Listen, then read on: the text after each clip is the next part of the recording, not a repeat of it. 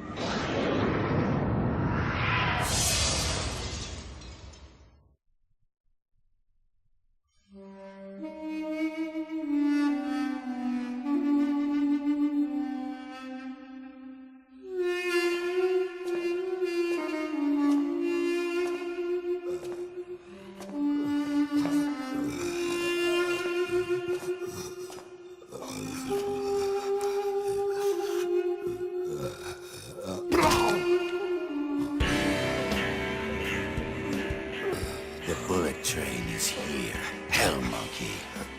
As if you mortals can be saved with one little squeeze.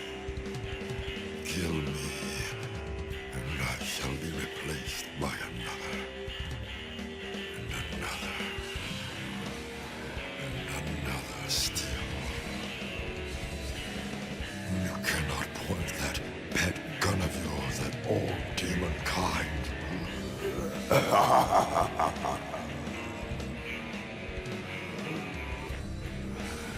And wherever you're not looking is where the greatest threat shall be. One at a time, we shall seize the treasures of your life as spoils and leave only emptiness and despair. My last gifts to you. Just don't forget to wrap them, puta claws. By the way, Hotspur, how is your dear, sweet Paula? Is she hanging in there? Fuck you!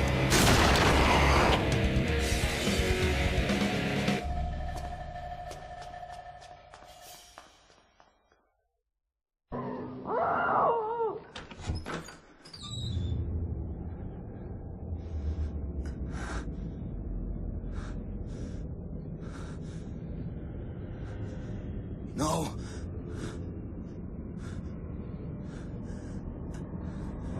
Oh, God.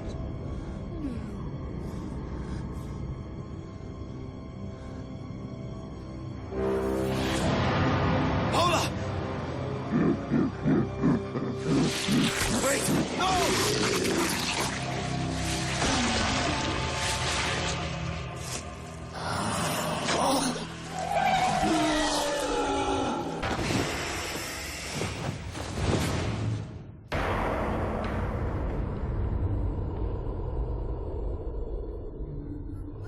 You let my onion go now, stranger, and maybe I would blow your head off nicely.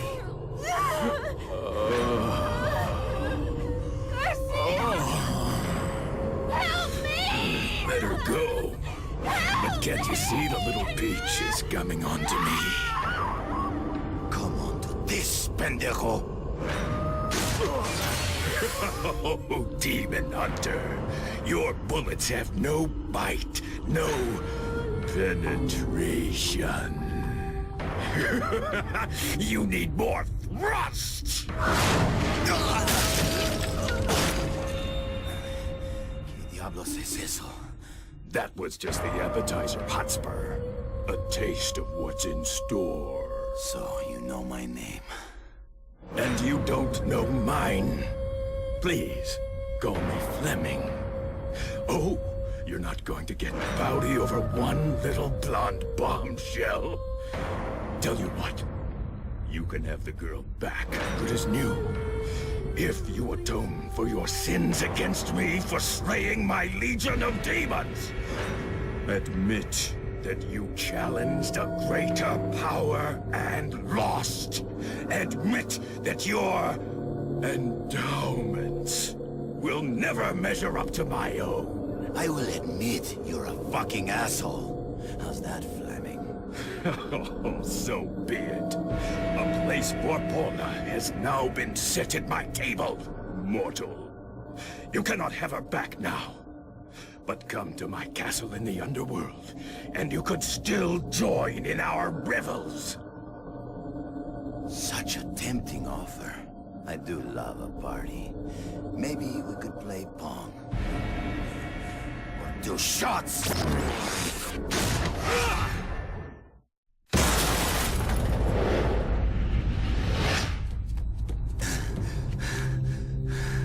I would say you slay me, Hotspur, but you don't.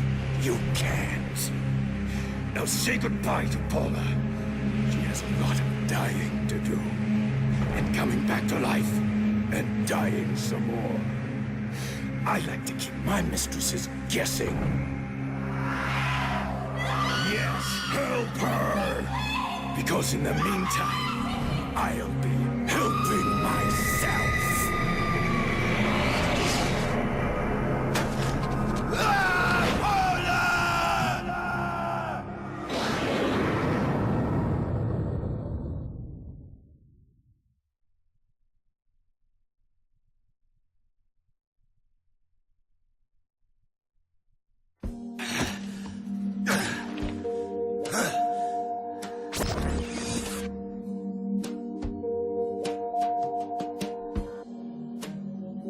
You know, G, just because the highway to the underworld is stretched out before us doesn't mean we have to... Is there a problem, Johnson? Well, I'm just saying, demons are buttholes. You really wouldn't like it there. Says the former demon. What's wrong? Lost your spine? Okay, look.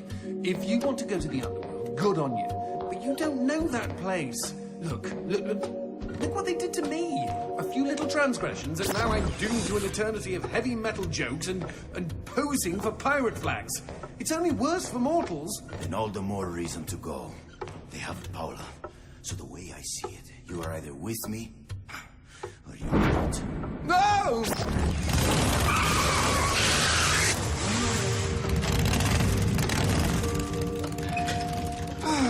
Get on. All right. Vámonos!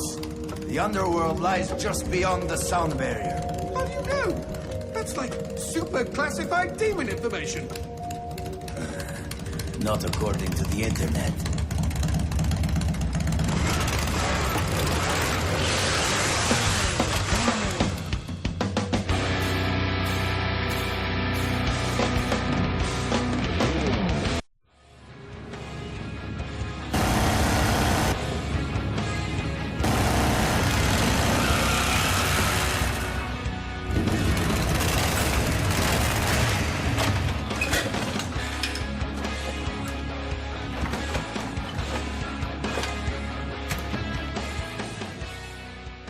This is your old barrio, right, Johnson?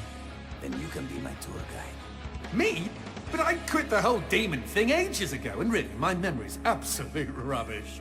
Oh, I'm sure it will come back to you in no time. Relax, amigo. This is going to be an adventure. Our very own road movie. And the best part is, you never know what's waiting around the bend.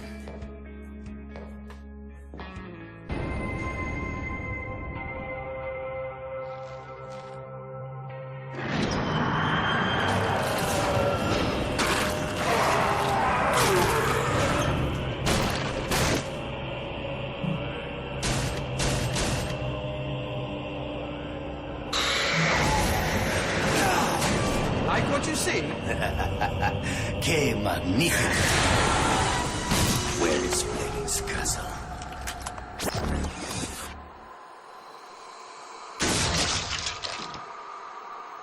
Well, it won't be on this side of the door. All right, let's start this road movie with some road kill! That's right, G. Don't let all that peace and quiet push you around. When demons hear the name Garcia fucking Hotspur, they run the other way.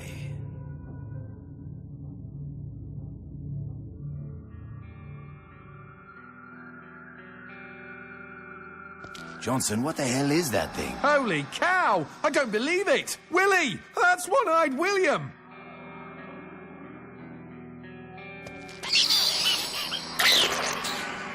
Friend of yours? Are you kidding? William is my aunt's first husband's adopted son from the Ukraine. Then you're practically brothers. I can't see shit up ahead. The underworld be a shadowy place. Anyway, not a problem. Take a look over there. You see that lamp? Hanging on the wall? I can light that up for you. The light shot, of course. Give it a try, G.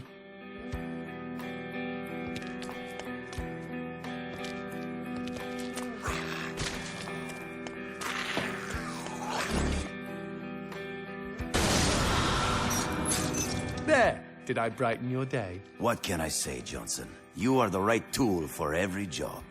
So when do I get to light up some demons? And I'm sure you'll have your chance. They hate my light shot. Leaves a nasty rash.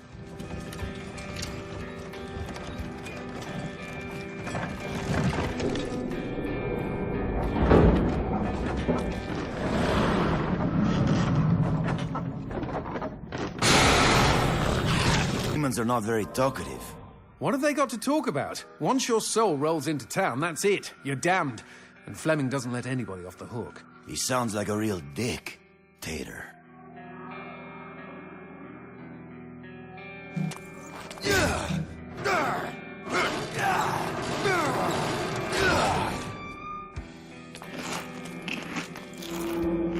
Johnson, why is there a goat head hanging on the wall? Oh, well, everybody knows that goats are a source of light. Right, of course. Garcia? Paula, come back!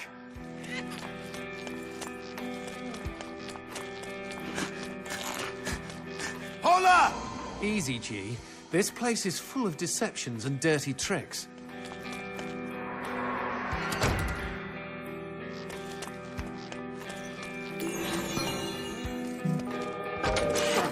Is that a floating... Strawberry! Oh, gimme, gimme, gimme! Oh, these things are like demon catnip. When I was little... Johnson, do I take this strawberry? Yes! Jeez, excuse me for having a little fruit fantasy. Hey! Don't you dare give my strawberry to that sprog on the door! No! Gee, you fairy squanderer!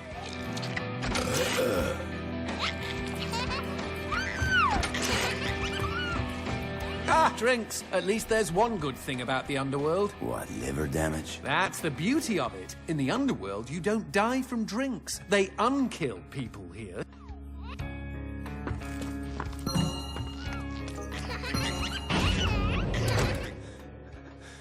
Paula? Paula?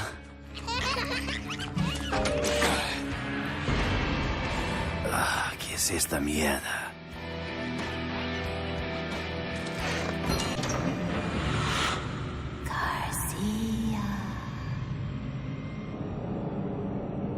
I was with her when she picked out that lingerie. You? In a Victoria's Secret? Are you fucking kidding me? Keep running! There's no way to disperse darkness this thick!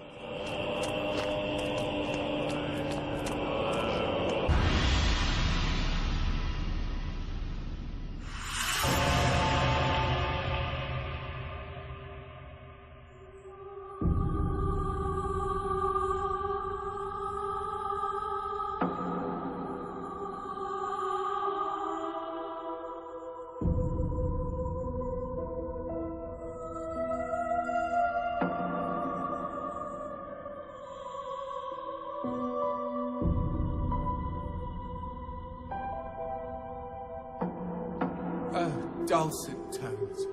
How lovely. Yes, kind of.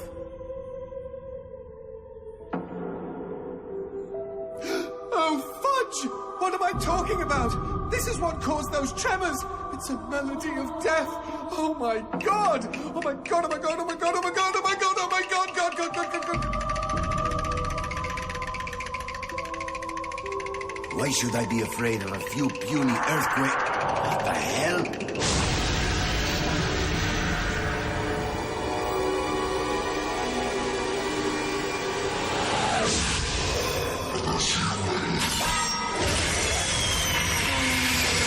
Are you afraid of that?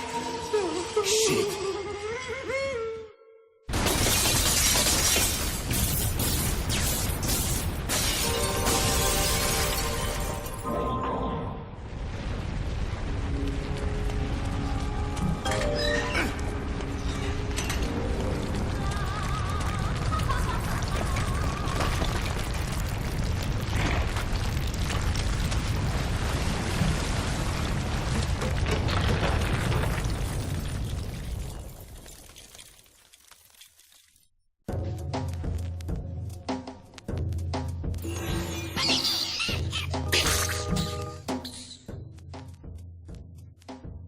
I understand why brains and eyes are on the menu, but why do demons like strawberries? You don't know about strawberries?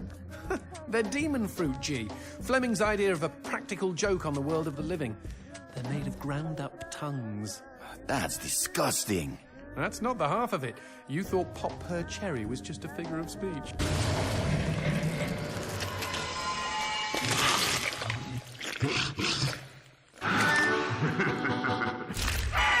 That fellow looks like a VIP. Very important, pendejo. Something like that. Fleming gives his favourite souls special treatment. People who exited the world of the living in style. Way too easy. It's good. So, not all demons are damned? Oh, everybody's damned. The VIPs are just comfortably damned. Little perks here and there. Such as? They get to keep their genitals.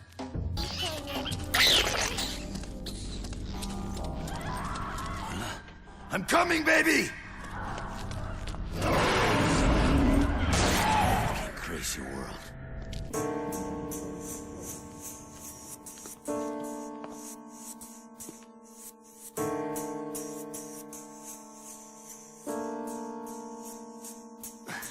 Paula, wait! Stop running, my love! Paula, where are you?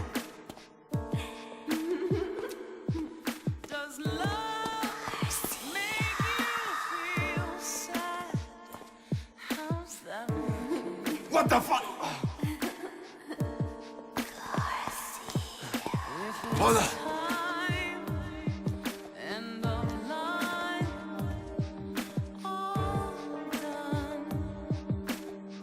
Paula.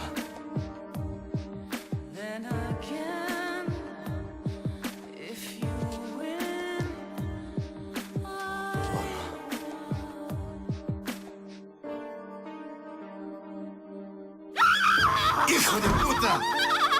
That doesn't smell like Paul, unless she stopped showering.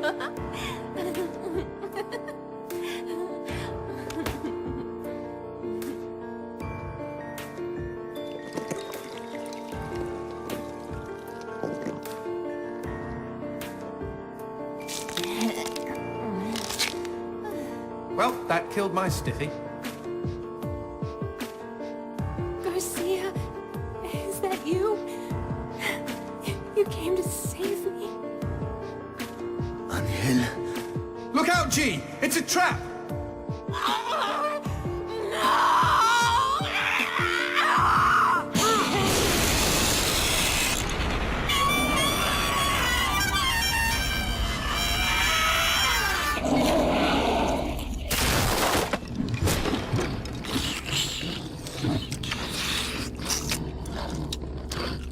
What the shit? Demons like men, Garcia. They all try to get inside the prettiest girl. Shit! These twisted demons! Yes, well, that's the reason I left. Fuck this pendejo!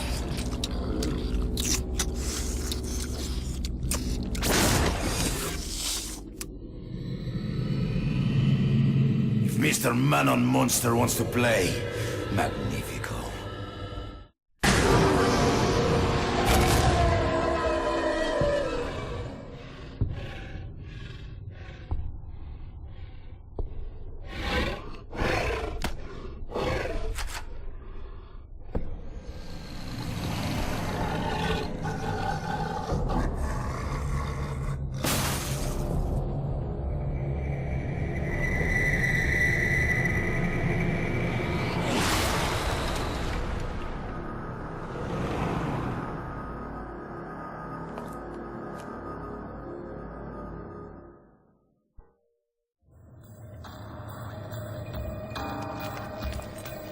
You know I found Paula in a dumpster, right? What? You said you met her at the supermarket. I did. It was the bin out behind the dime a dozen. And you just picked her up out of the rubbish and brought her home? Why no? Sometimes I think I hardly know you.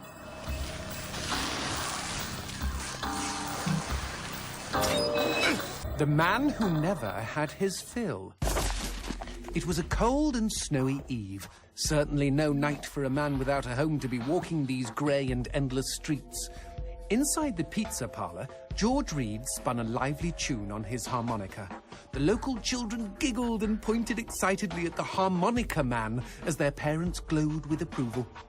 His reward would be all the pizza he could eat, 6 pies at least, and a warm bed in one of these folks' homes. He knew they were good for it.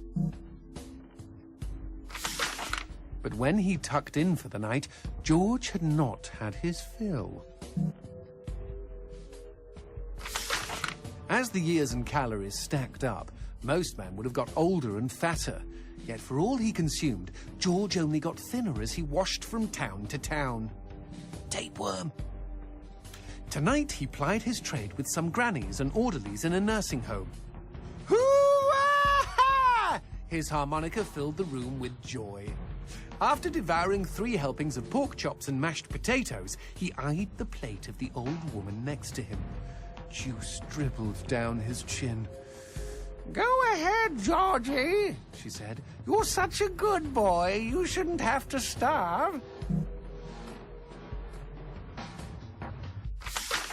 But George had not had his fill. Early the next morning, he was already on the freeway with his thumb in the air. "Where are you headed?" said the man in the truck. "Nowhere," said George. "Anywhere." It was a new decade, and tonight George played to an all but empty bar in the city. He had lost a lot of weight. Afterwards, the only woman in the joint took the stool next to him and asked him his name. The bartender leaned over the counter. "You don't know this guy, Mary. George is famous, been all over the tri-state area." With a wink, he added, "Man's insatiable." And that night, George proved it as he buried his face in Mary's beaver. Holy woodland creatures! Attaboy, George! Attaboy, George! "Play that harmonica," she purred. But even after 5 trips to heaven and back, he had not had his fill. The morning after was an awkward affair as they stared at each other over coffee. One wanted to feel more, the other just wanted to feel. In his final days, George was all skin and bones. I can relate, except for the skin part. His last meal had been a mistake. It was on a sidewalk one night in a small suburban town that he came across the boy. Hungrily, and with an agonized grimace, he opened his mouth to beg for help.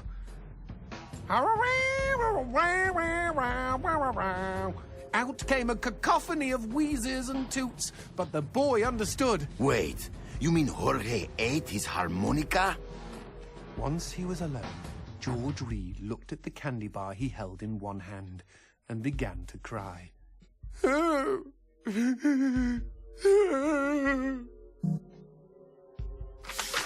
They found George's half-eaten body in a market next town over. In one hand he held a knife, in the other a fork.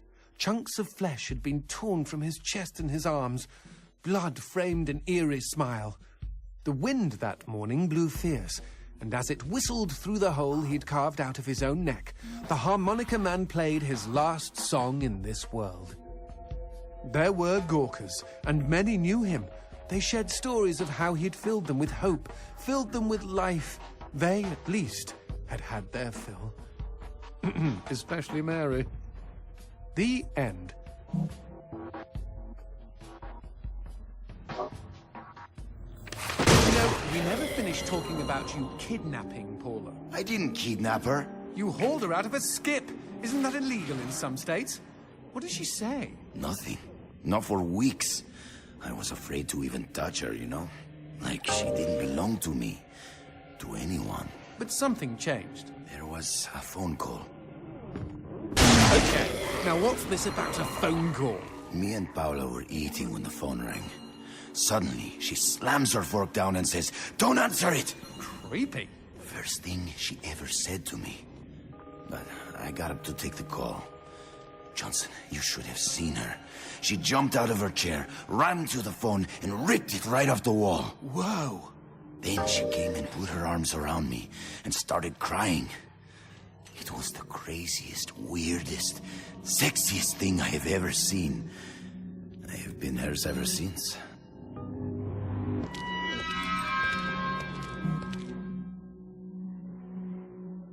What? Demons don't like teeth? The gun laws here are very strict. Haven't you wondered why they don't shoot back? You and I are violating almost every rule in the book. Heck, I'm practically made of teeth. Dios mío. Paula, is that you? When will this fucking torture end? Ah! From hottie to hamburger, just like that.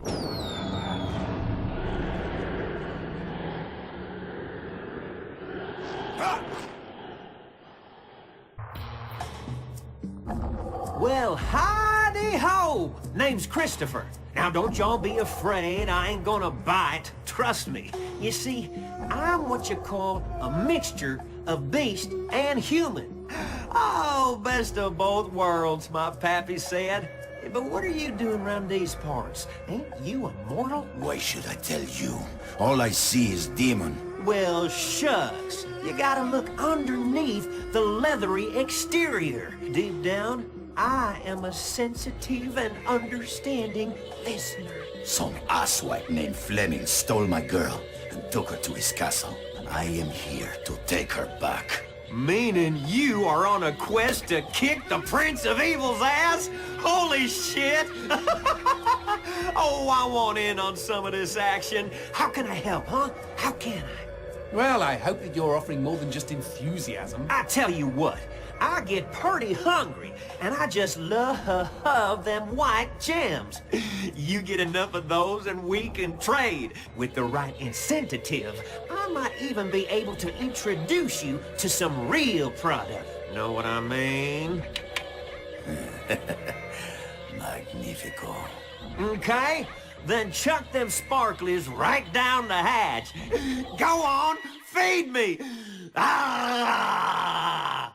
A cemetery. Really? I had no idea. No, there isn't. No need to get snippy. It's just this wasn't here before. Since when do demons get buried? Since I came to town.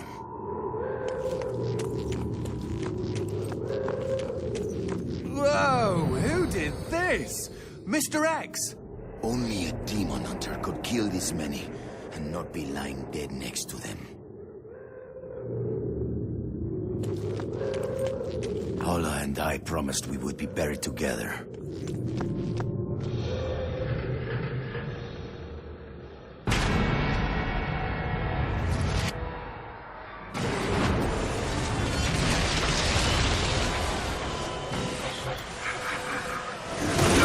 Any suggestions? Aim for the head! Not that you really have a choice.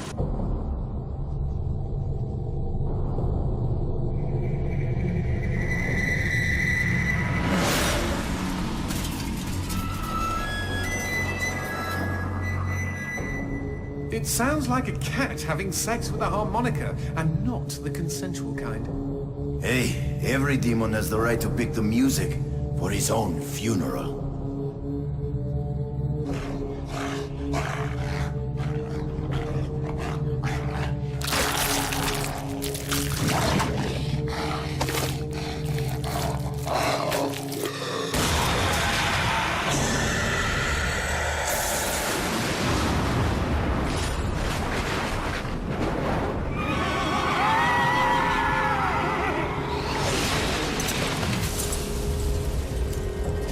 Okay, the excrement is really hitting the proverbial fan here, G. I'm what you might call concerned. Me too. Concerned this kill is gonna be over too quickly.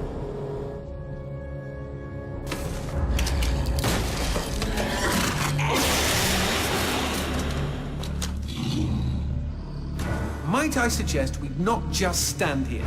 Before you die, demon scum, I will carve my name into your flesh. That name is Garcia Hotspur. hunter of demons and slayer of cabrons like you!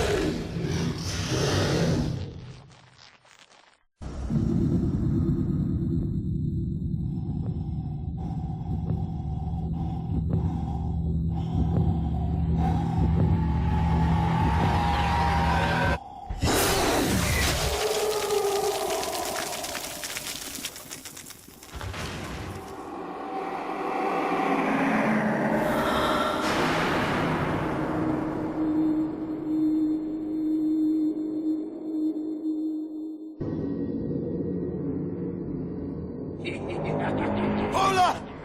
Don't you touch her, you demon bitch! Shh! Have you got a death wish? What did I tell you? The Sister's Grin can kill anybody, even demons. No one's safe from their scythes. Least of all loud people. There is Fleming's castle again. Does it have a name? Well, officially he calls it Castle Gulzak Zabar Electora Heyre. But most of the locals just call it the Castle of Hassle. Because he hassles them all the time? Oh, because it's a hassle to get there. No, because it's a hassle to say the real fudging name. If I ever get my own castle, let me assure you... Shh. What's that?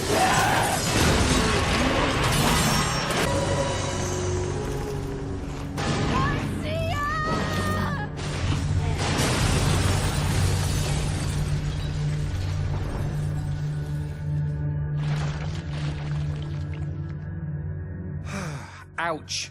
I hope you're good at apologies, G.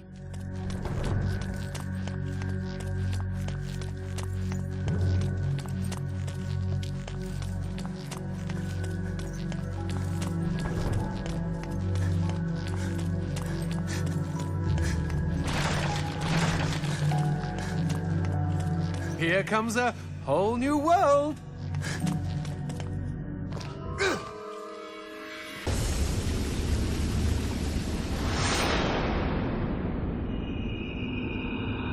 I thought something stank. Let's not make the sister mad, G. Get out of my way, unless you want to feel the cut of my scythe.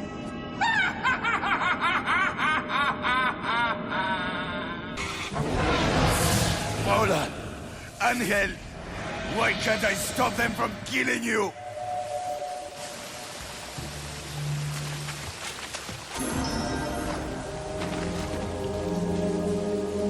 Now here's a pretty prize. I smell an upgrade. Plug it in, G.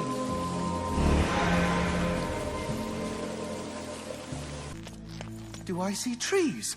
Oh, please tell me we're out of that gosh-awful town.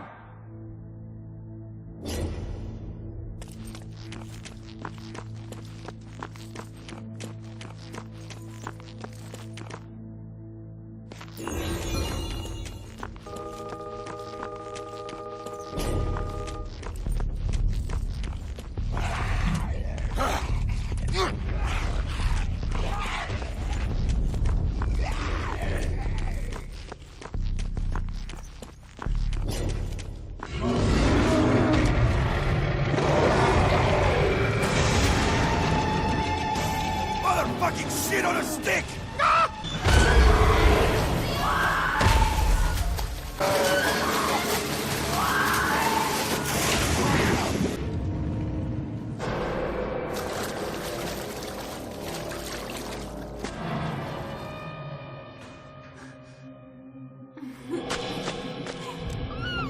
Hola.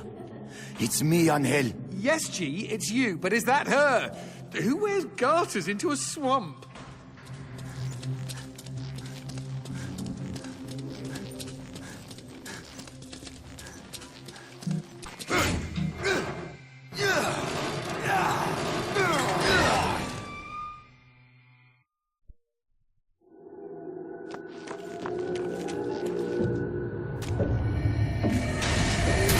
What's wrong, baby? She's gone psycho! Run for your life! I hate to say it, G, but your girl has gone mental. She's always been crazy. That is why I love her. But she never gets mad at you. Oh, she gets mad. One morning, after a bout of passionate lovemaking, she was making us coffee just to get a reaction. I told her I was married. You were being funny? Yeah, a practical joke, you know? Chicks love those. Paula was so angry, she grabbed a knife and chased me all over the apartment.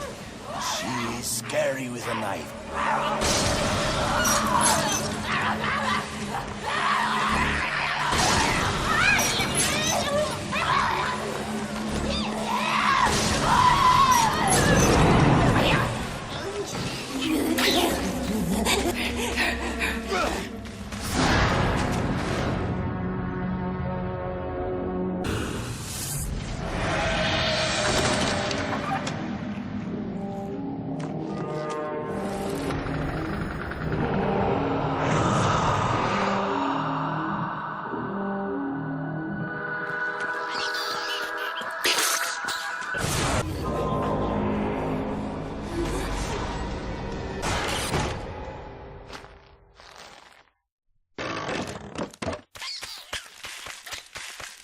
Why do I feel like I'm in a movie? What, were you raised in a barn? Good to know we have the same tastes.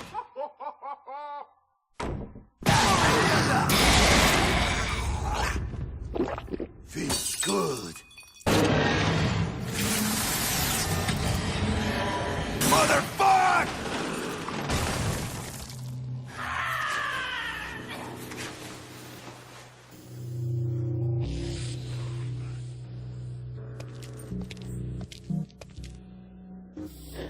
The legend of the Stinky Crow.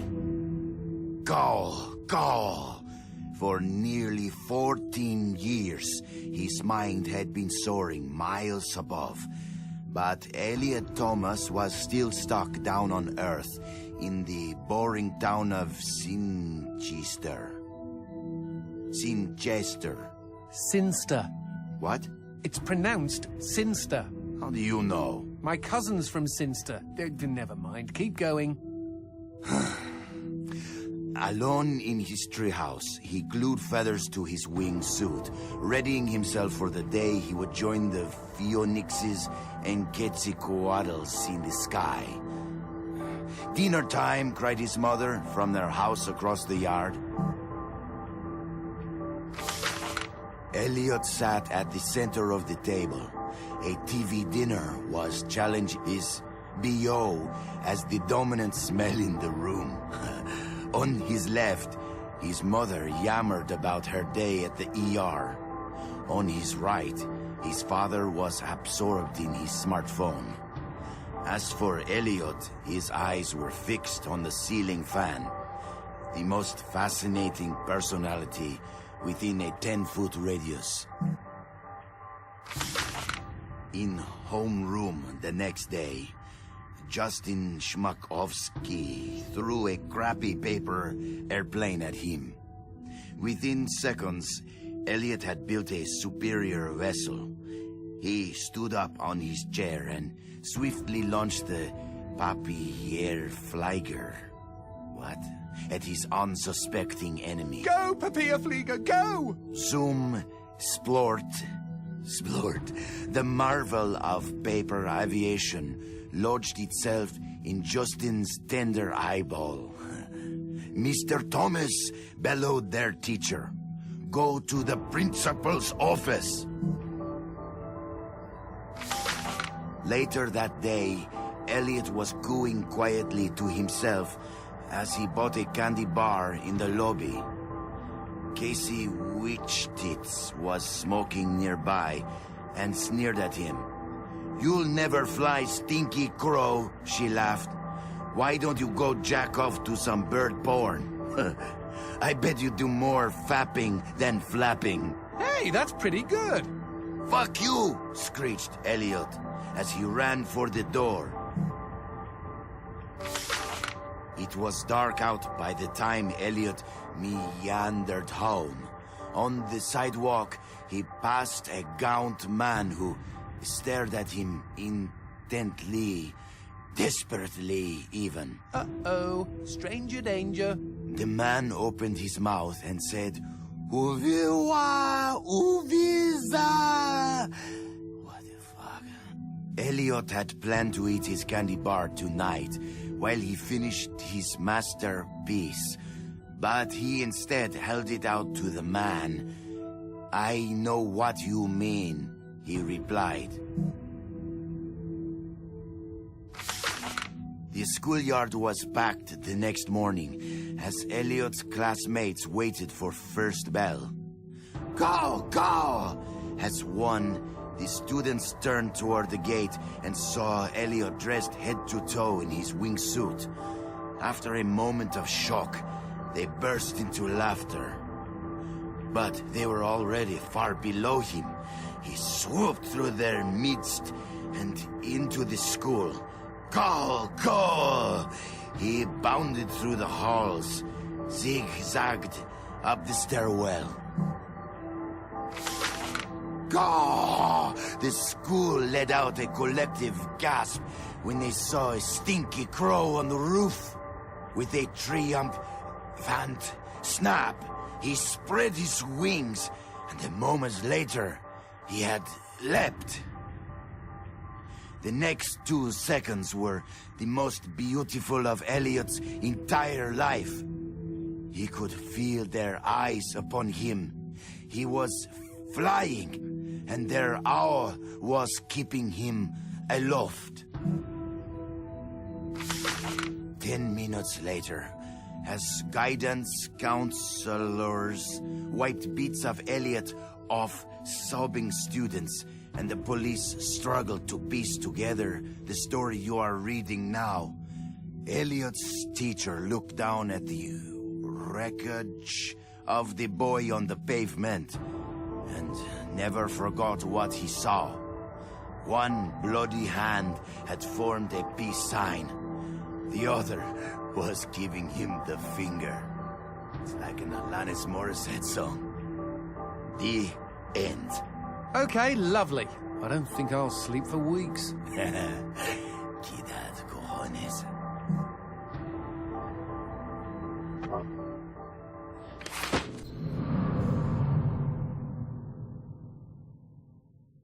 Boy, she just loves you to pieces.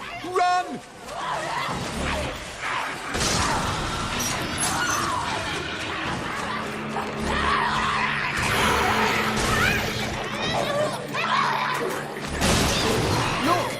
Key! We'd better kill all the demons in case they've got more.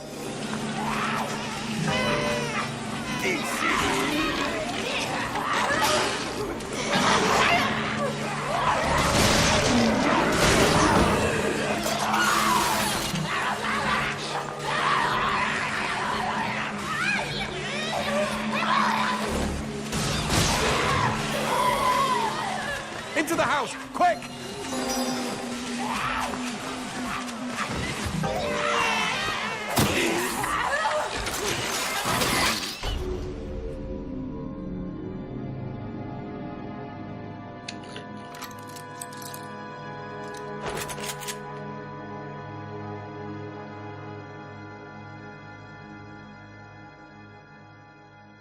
Drop it. You first. Why do I get the sense you and me are in the same line of work? Wasting hell monkeys? Who says it's work? Uh-huh. Just stay out of my way, friendo. I'm in a hurry. Hurry to do what? Mind your own fucking business. Fine. You stay out of my way. As long as I stay out of yours. Good. Hard men like us don't mix. Wait. Was that a come on? Hard like hardened. Experienced. Just forget it. don't think I ever will. Now, if you'll excuse me, Have fun. just remember, I stay out of your way, you stay out of mine. bingo.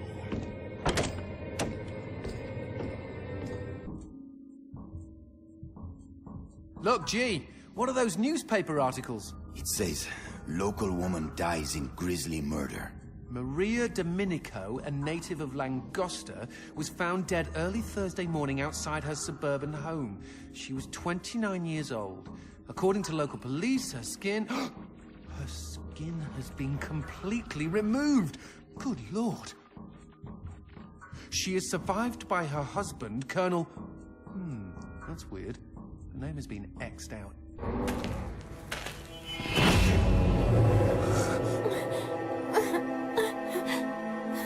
Garcia, Angel? I found you at last. My love, I want to hold you.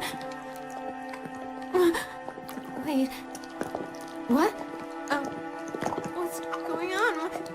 No. Oh, I'm bleeding. God, help me, Garcia. Hold on, Paula! Why? Garcia, why? Why am I bleeding? Oh, God! Paula! Garcia, stay back!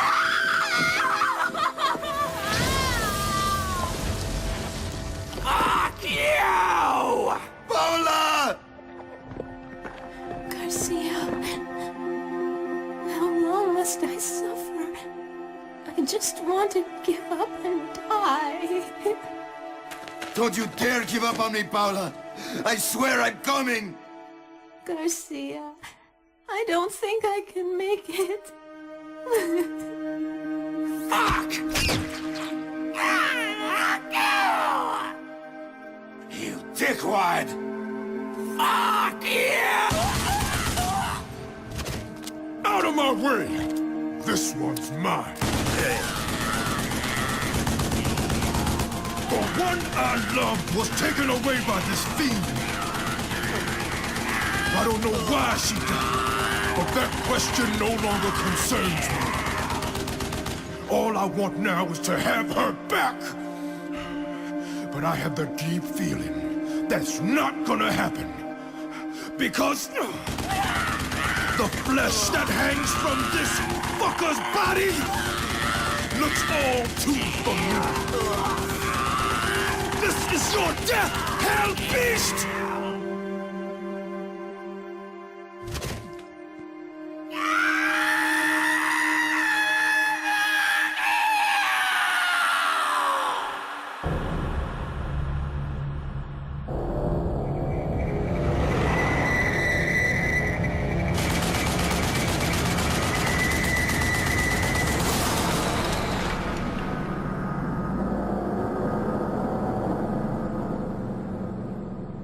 That is one hard man.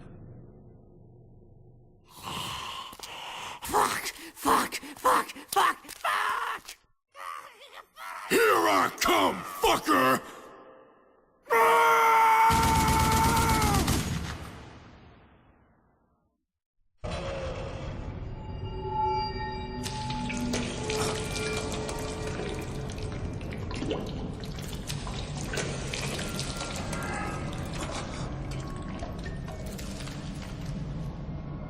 Son of a bitch. Are you kidding? That guy was nearly indestructible. No, he was weak. See what's left of him? You do not become chopped meat if you are stronger than they are.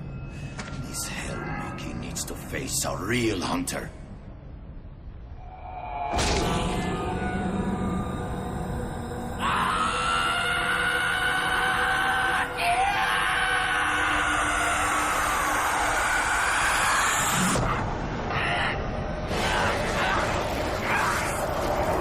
This demon's an absolute lunatic. Don't be so down on the guy. Maybe his mother forgot to hug him. Or he played too many video games. Yes, well, there's still a bit of a leap between socially maladjusted and, dear Abby, I just ingested my own heart.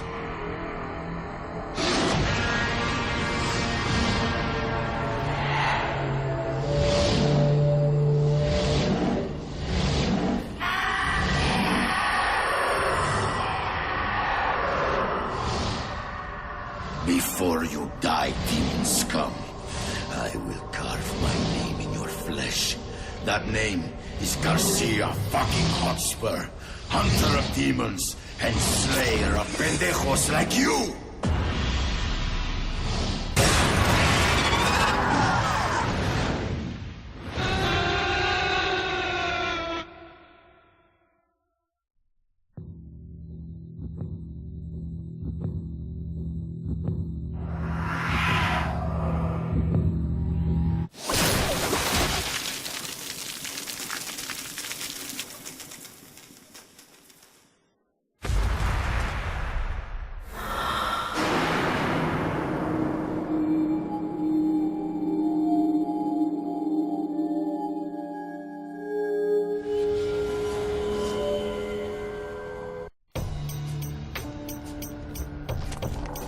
Hey, let's take a closer look at that billboard over there.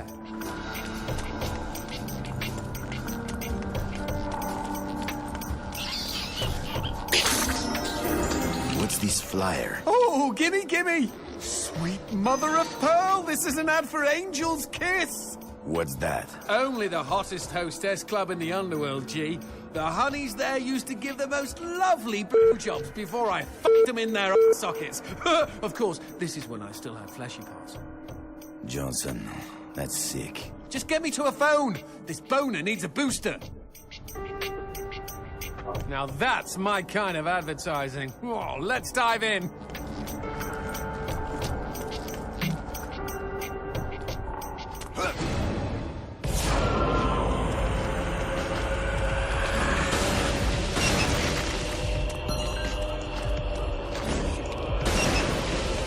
Don't know about this.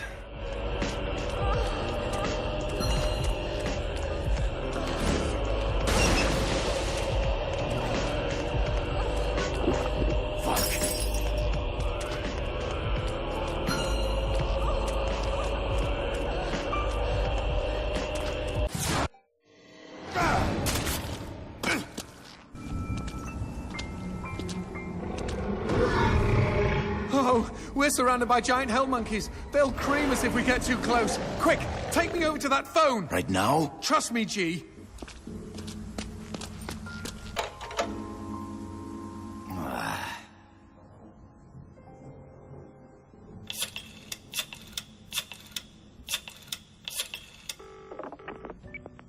Thanks for calling Angel Kiss, sugar. I'm not wearing anything but a smile. How about you? Oh my god, oh my god, oh my god, oh my god, oh my god, oh my god, showing! Now that is a big boner. All right, Johnson, let's take this pole for a stroll. Quick, G! Paradise awaits between those poster board legs.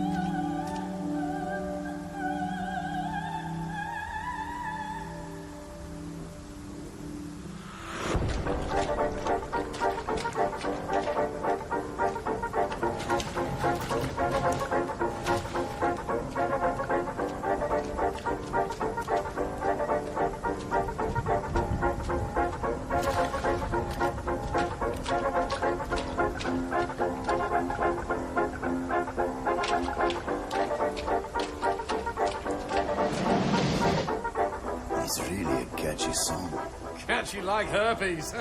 Not that I'd know. Vámonos.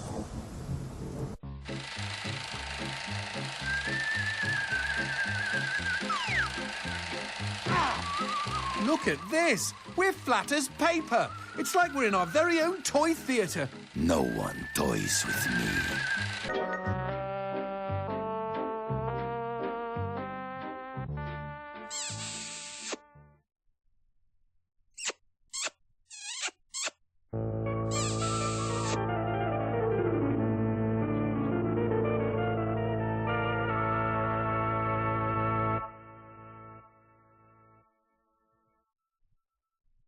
A library? Hard to believe that singing she-devil would ever crack a book.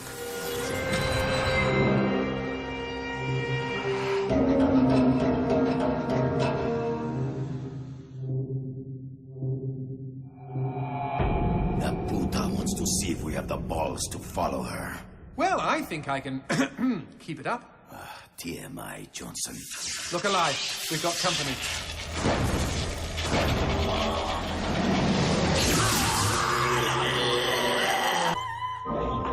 Come on. That diva bitch is going to lead us straight to Paula. Why would the hell monkeys bother building a library? Have you forgotten about those storybooks we found? Demons love a well-spun tale every bit as much as humans. So what is your favorite demon story? Oh, that's easy. The Unbreakable Huntress.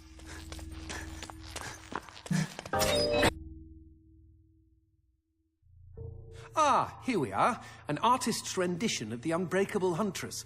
Lots of demon hunters have challenged Fleming over the years, and while some of them were legends like you, Garcia, very few of them were women. Well, that makes sense. It takes a lot of grip strength to hold onto a hunter's manly equipment. Don't be sexist, G. The ladies I've known had more than enough grip strength to hold onto my... Do you want to hear this story or not? Oh, by all means. Once upon a time, there was a proud and beautiful demon huntress, the first woman of her profession. Dressed in red and armed to the teeth, she fought her way to the Lord of the Dead's castle. What arrogance! How dare you challenge me? Bellowed the Lord of the Dead. The last thing I expect is a challenge, the huntress answered. I like her already. Where was I? Ah, yes. The huntress had insulted the Lord of the Dead, and now his eyes glowed. Some say from rage, others from passion. You are bolder than the other hunters, He said. but even a woman's pride can be broken. There was a flash of steel and a spray of red as both the huntress's arms tumbled from her body. She screamed. Tears welled up in her eyes. Never had she known such pain. But she would not be deterred and continued walking toward her adversary.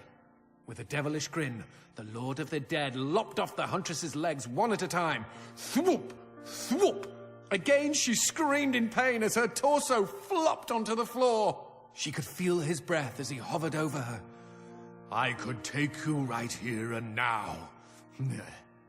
The fists on her severed arms clenched in resistance. Through her tears, she replied, You might take me, but you will never have me. Another painting. What happened to the huntress? Well, so impressed was the Lord of the Dead that he put her back together and made her his queen. Time and again he killed her, just to take pleasure in her proud refusal to be dead. But they say she's never stopped trying to claw her way back to the world of the living, where she knows she truly belongs. Isn't that a great story? Her courage is what inspired me to seek my own freedom. She sounds like one hell of a woman. Psychopomp and circumstance. It was her turn to fetch the water, and Maris Grimm was determined to be done with it as soon as possible. Bucket in hand, she made her way down to the well by the wheat field. She and her two elder sisters were all beautiful, but on this windy day, Maris outshone them all. She was in love. Whoosh. The wheat bowed a greeting as the breeze caught it. And a good day to you, Maris giggled, as her nipples responded to the weather and thoughts of her lover. My word, what is this storybook rated? She wound a pail of water to the top of the well, but no sooner had she grabbed the rope than she felt a sharp tug, lost her balance, and went tumbling into the gloom head first. "Mother fudge! Mother fudge!" cried Maris. An hour later, the sun sat lower in the sky as two figures approached the well. One was Maris's older sister, Colleen, and she was very concerned. The other was their faithful collie, Ow Ow. "Help me!" cried Maris from the bottom of the well. But as Colleen grabbed the rope to pull her sister up, she too was yanked into the darkness below. Well, that sucks. "Ow Ow! Go get help, boy!" cried Colleen. "Oof!" woofed Ow Ow in response. But because he was a stupid collie, he instead grabbed the loose end of the rope and began to tug valiantly. Crack-a-boom! Boom! Boom! Suddenly, a freak bolt of lightning lanced down from the sky and hit poor Ow Ow, causing the pooch to explode in a crimson blossom of slippery Ow Ow giblets. Poor, stupid Ow Ow. Stupid is right. My pet was smarter. Shh! Keep reading. It was well after dark, and Maris and Colleen had all but given up hope when their eldest and wisest sister, Giltine, arrived on the scene. "Where are you, sister?" was all she managed to utter ere she slipped on Ow Ow's unctuous leftovers and fell down, down, down into the wicked well. Plonkety rascal rabbitness. And with that, the sisters Grimm vanished from the world for 7 full years. When they returned, they served a new master who had been smitten by their beauty. Though that beauty faded, his gift to them was theirs forever. The power to end lives as abruptly as fate had ended their own. The end. Oh, I was hoping we'd find out why they all sound like men.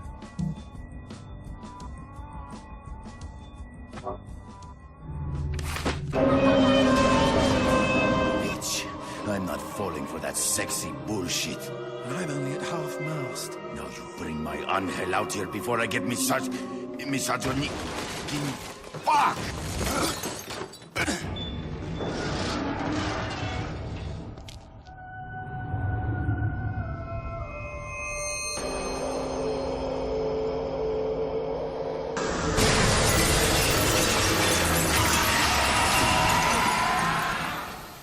Oh dear.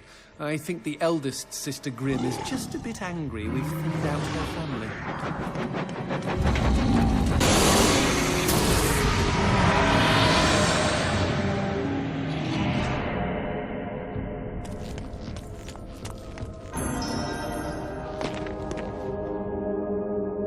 Now here's a pretty prize. I smell an upgrade. Plug it in, G.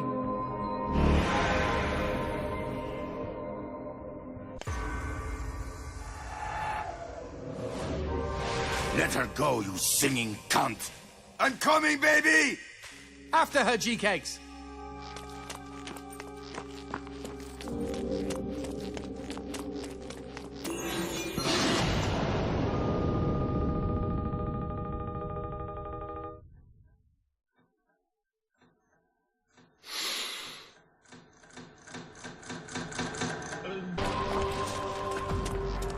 Do the other demons even like Fleming? You sort of learn to fake it. He's been top demon longer than any of us can remember. A few fanatics even decided to worship him. As if that would save them.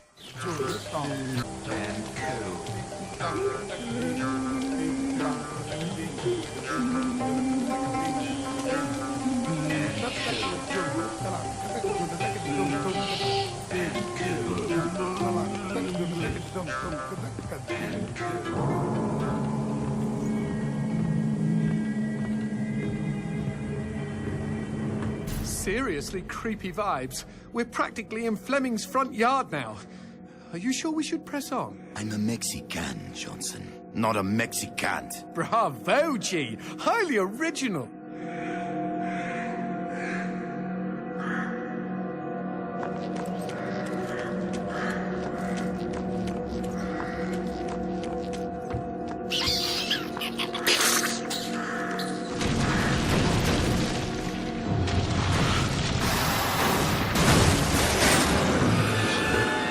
They're armored.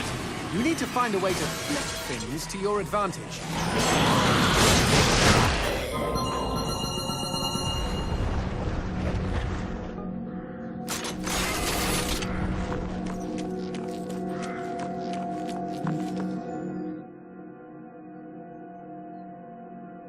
Seems a little masochistic, no? Why would demons go out of their way to get their faces burned off? Why do people bungee jump? Same question. Anyway, Fleming forces the demons to attend. He likes the smell of burning flesh.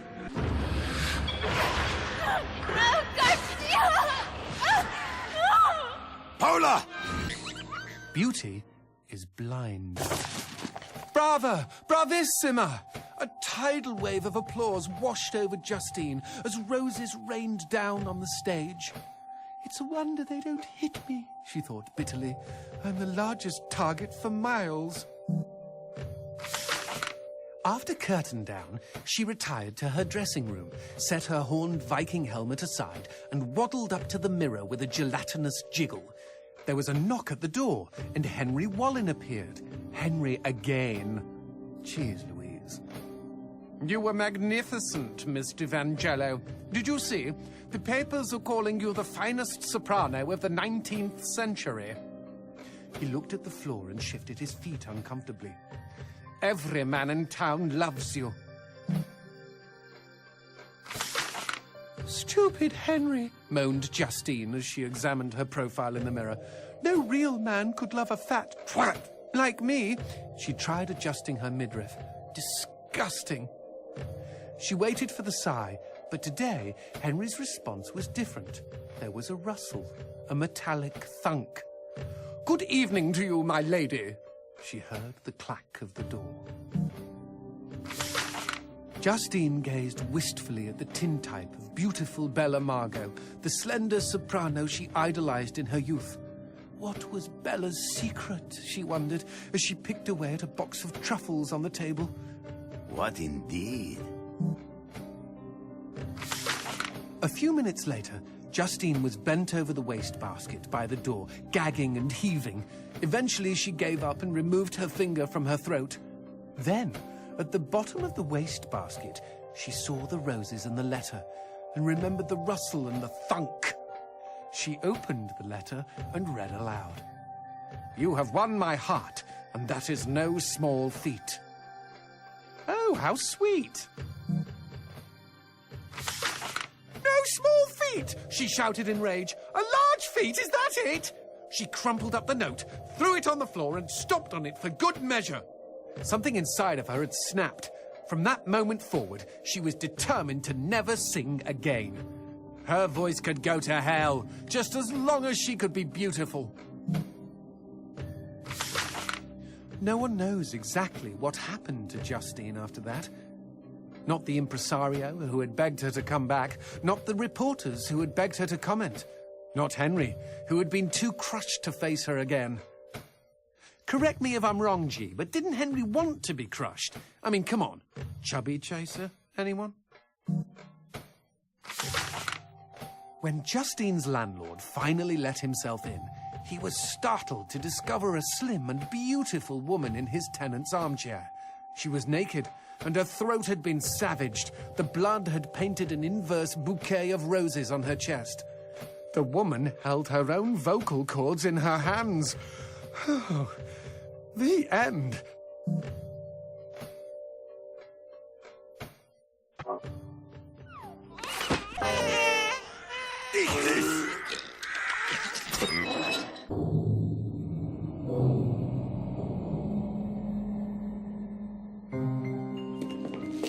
Paula! Is this the part where I speak now instead of holding my peace? Shut up! Paula! It's really you, isn't it? You came for me. I'm so happy. I can't tell you how long I've been here.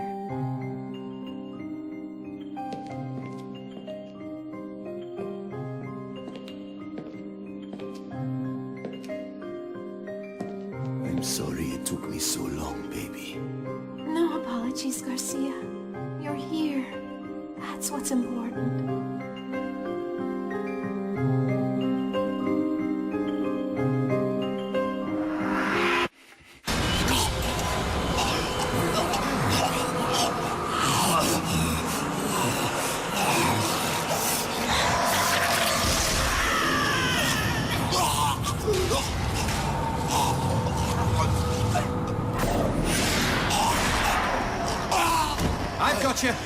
There, G. Inside every good girl is a bad girl just waiting to get out.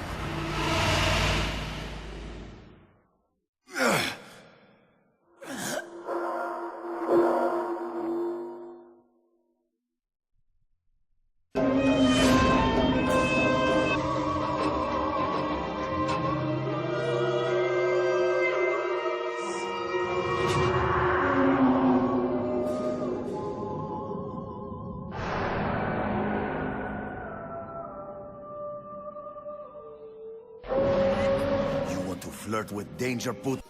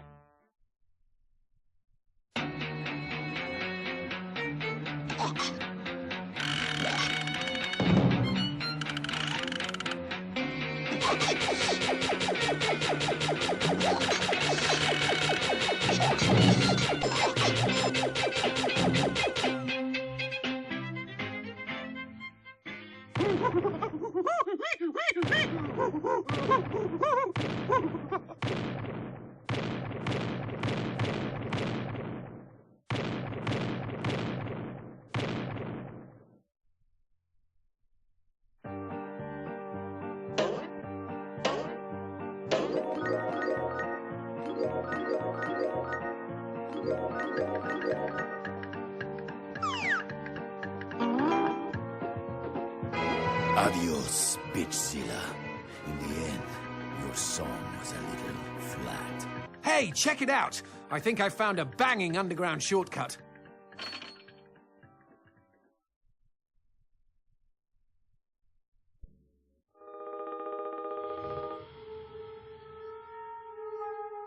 This should take us right under the castle walls.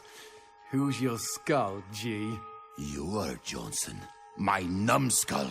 You led us right into the catacombs.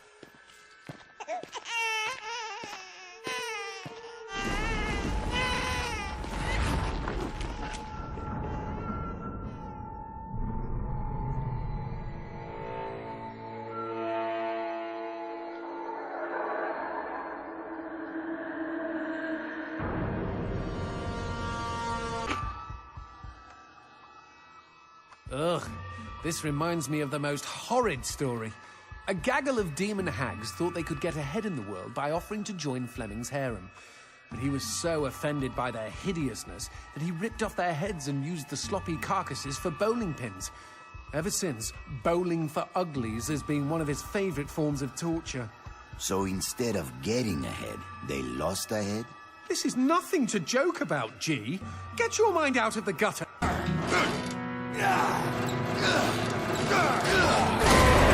Chicago! Crowded out there! Wait, let me guess. I'm going to open this door again and all the demons will be gone, right?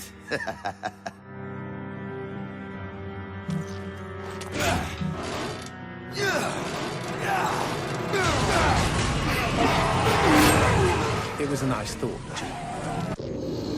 Finally! Let's go and see what's behind that door.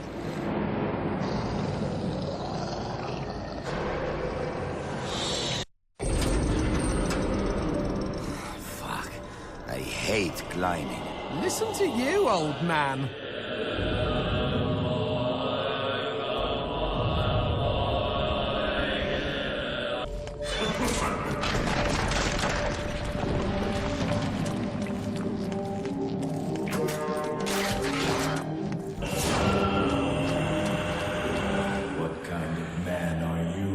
Hotspur!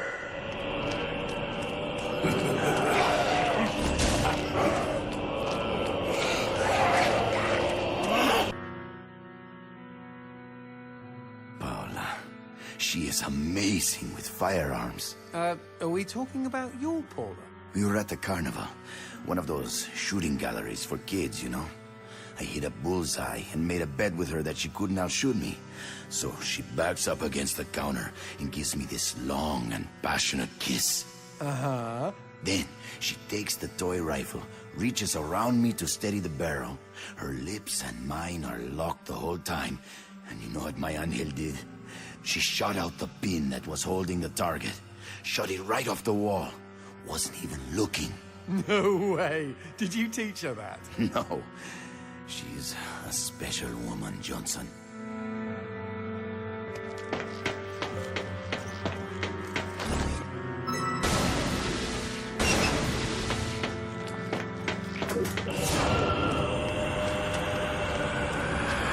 You and power will never measure up.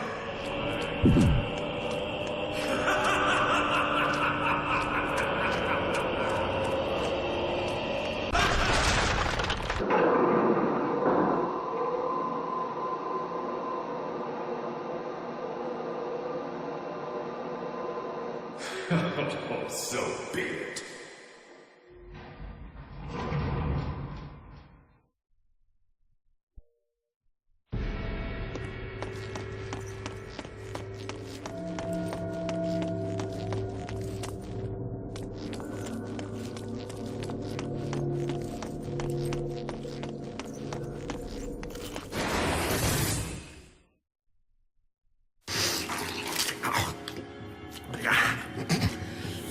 Be right with you, Hotspur.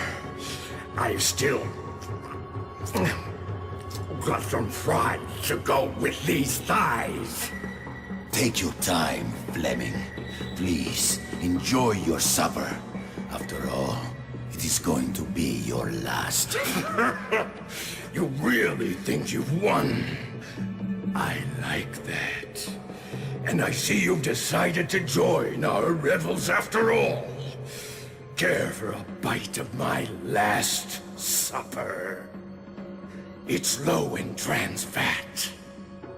What are you having? Oh, I'm sorry. How stupid of me. Who are you having? Why, it's your precious Paula, of course. The skin is so soft and tender. Try some. Wait, Garcia! Don't shoot!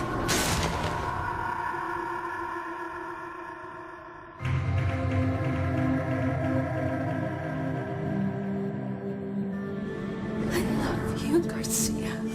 Paula? Oh, God! What have I done? Oh, no. You killed her again. How could you?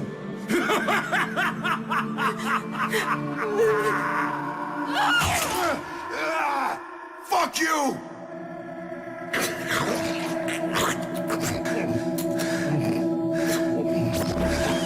You're ghost! You see, only the prettiest women look radiant in red. This woman belongs in the Lord of Demons' bed. No! She will not be returning to you. Paula! You hold on for me, baby. I'm getting you out! Garcia. This meal is over! Look out, Gene!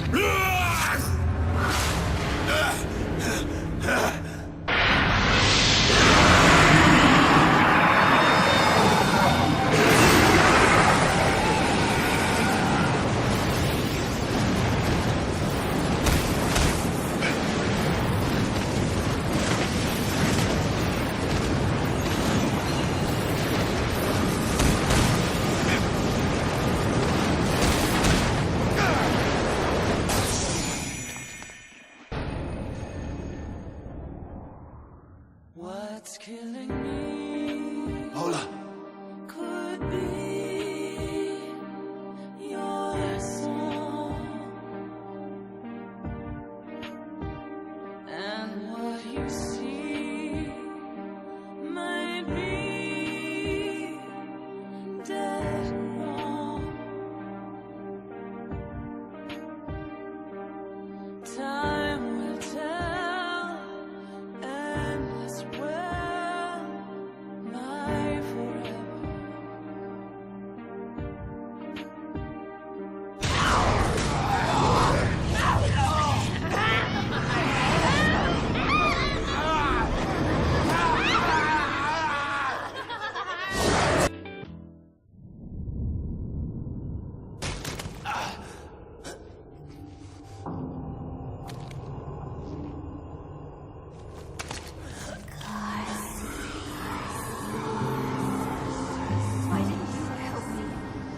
didn't you console me? Why did you let me die each time? Tell me why! If you truly loved me, why didn't you die with me? Why did you make me suffer all alone? Don't you love me? Why are the demons after me? Is it because of you? Why must I suffer because of you? What about me? Where is my freedom? Paula, forgive me. Never.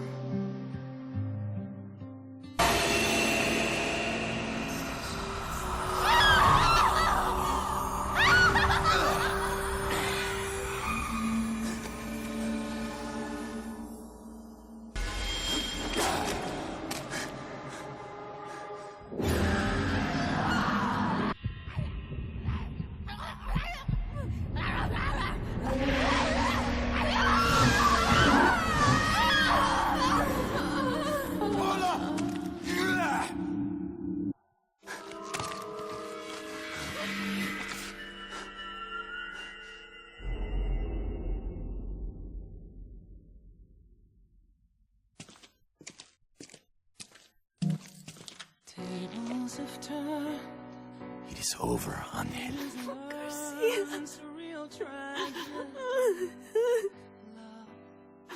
I won't. The darkness is coming.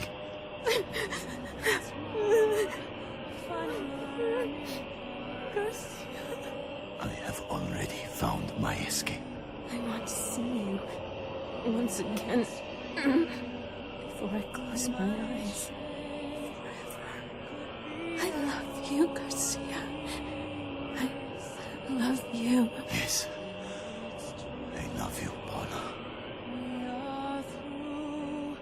This is the last stop for heaven or hell.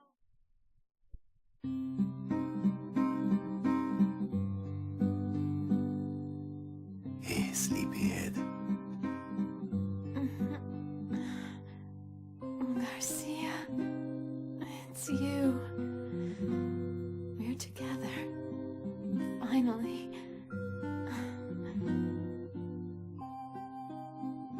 I missed you, Angel.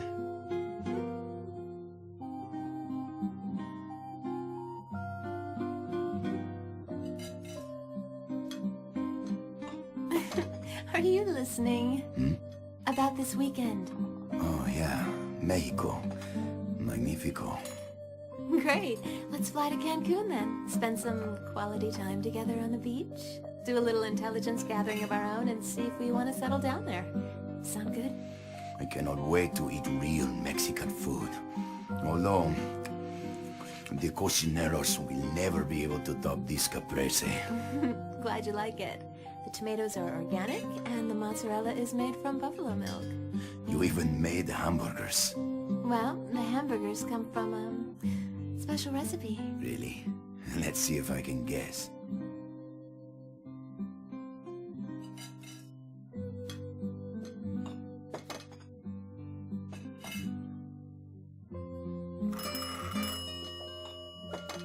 I'll get it. Go ahead and pick out the hotel. Will do. Hello? Hello? Hello? You can tell so much about a man from what he puts between his buns. Some people play it straight with beef hamburgers. Others, I believe, go for pulled pork. And let's not forget that wonderful chicken breast. What kind of man are you, Hotspur? Who is this? In case you're wondering, my answer would unfortunately have to be none of the above. After all, I am so much more than any man. I only throw human patties on my grill. Just like I only throw human honeys on my bed. Cha-cha! Garcia, you're taking too long. We're still eating. Back to your seat. Oops. Shit. Paula, let's book that hotel fast, huh? Before they get here. Yes, let's. Uh-oh. It's raining. You have no idea. They're coming, G. Too late to book that hotel, huh? No! No! Garcia!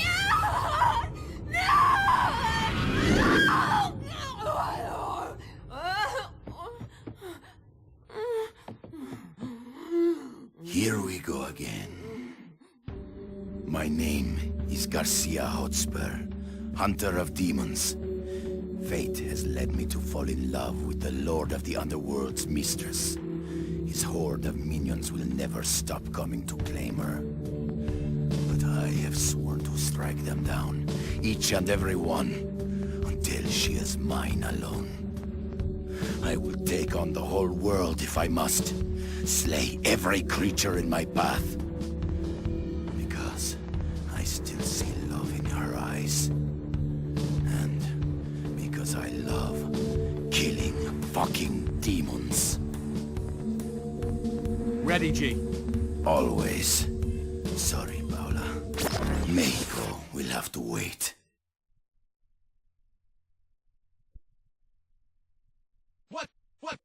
What's our luck? Demon keeps dreaming of a demon town. Motherfucker, bitch, fuck, shit went down. Fleming's got an itch, scratch it with a bitch. Demon keeps dreaming of a demon town. Ooh, Johnson, that's my name.